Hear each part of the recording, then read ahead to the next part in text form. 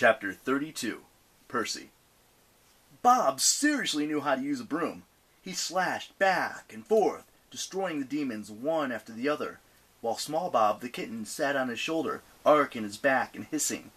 In a matter of seconds they were gone. Most had been vaporized. The smart ones had flown back into the darkness, shrieking in terror. Percy wanted to thank the Titan, but his voice wouldn't work. His legs buckled, his ears rang. Through a red glow of pain, he saw Annabeth a few yards away, wandering blindly towards the edge of the cliff. "Ugh!" Percy grunted. Bob followed his gaze. He bounded towards Annabeth and scooped her up. She yelled and kicked, pummeling Bob's gut, but Bob didn't seem to care. He carried her over to Percy and put her down gently.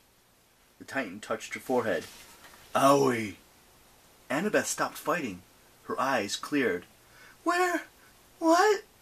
She saw Percy, and a series of expressions flashed across her face. Relief, joy, shock, horror. "What's wrong with him?" she cried. "What happened?" She cradled his shoulders and wept into his scalp. Percy wanted to tell her it was okay, but of course it wasn't. He couldn't even feel his body anymore. His consciousness was a small helium balloon, loosely tied to the top of his head. It had no weight, no strength.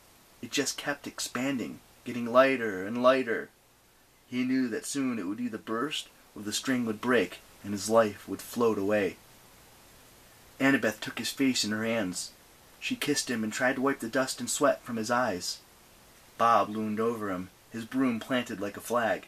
His face was unreadable, luminously white in the dark. "Lots of curses," Bob said. "Percy has done a lot of bad things to monsters." "Can you fix him?" Annabeth pleaded. "Like you did with my blindness? Fix Percy!" Bob frowned. He picked at the name tag on his uniform like it was a scab. Annabeth tried again. "Bob!" "Epitus," Bob said, his voice a low rumble. "Before Bob, I was Epitus." The air was absolutely still. Percy felt helpless, barely connected to the world. "I like Bob better." Annabeth's voice was surprisingly calm. "Which do you like?" The Titan regarded her with his pure silver eyes. "I do not know anymore." He crouched next to her and studied Percy. Bob's face looked haggard and careworn, as if he'd suddenly felt the weight of all the centuries. "I promised," he murmured. "Nico asked me to help. I do not think Iapis or Bob likes breaking promises." He touched Percy's forehead. "Owie," the Titan murmured. "Very big owie." Percy sank back into his body. The ringing in his ears faded. His vision cleared. He still felt like he'd swallowed a deep fryer. His insides bubbled. He could sense the poison had only been slowed, not removed, but he was alive. He tried to meet Bob's eyes, to express his gratitude. His head lolled against his chest. "Bob cannot cure this," Bob said. "Too much poison. Too many curses piled up." Annabeth hugged Percy's shoulders. He wanted to say, "I can feel that now. Ow! Too tight." "What can we do, Bob?" Annabeth asked. "Is there water anywhere? Water might heal him."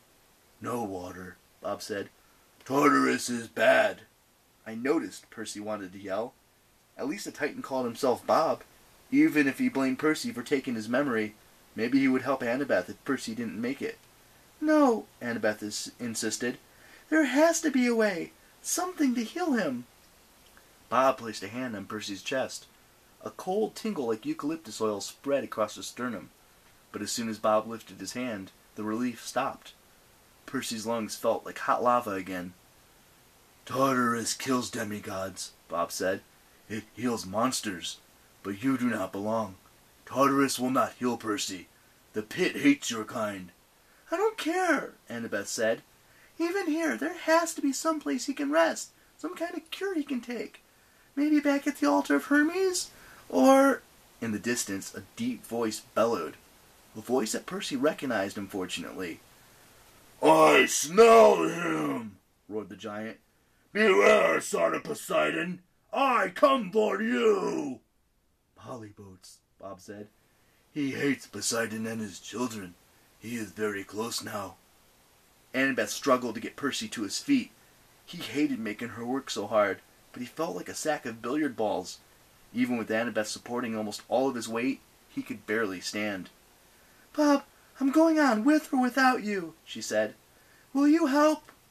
The small kitten, Small Bob, mewed and began to purr, rubbing against Bob's chin. Bob looked at Percy, and Percy wished he could read the Titan's expression. Was he angry or just thoughtful? Was he planning revenge? Or was he feeling hurt because Percy had lied about being his friend? "There is one place," Bob said at last. "There is a giant who might know what to do." Annabeth almost dropped Percy. Bob, giants are bad." "One is good," Bob insisted. "Trust me, I will take you. Unless Pollyboats and the others catch us first."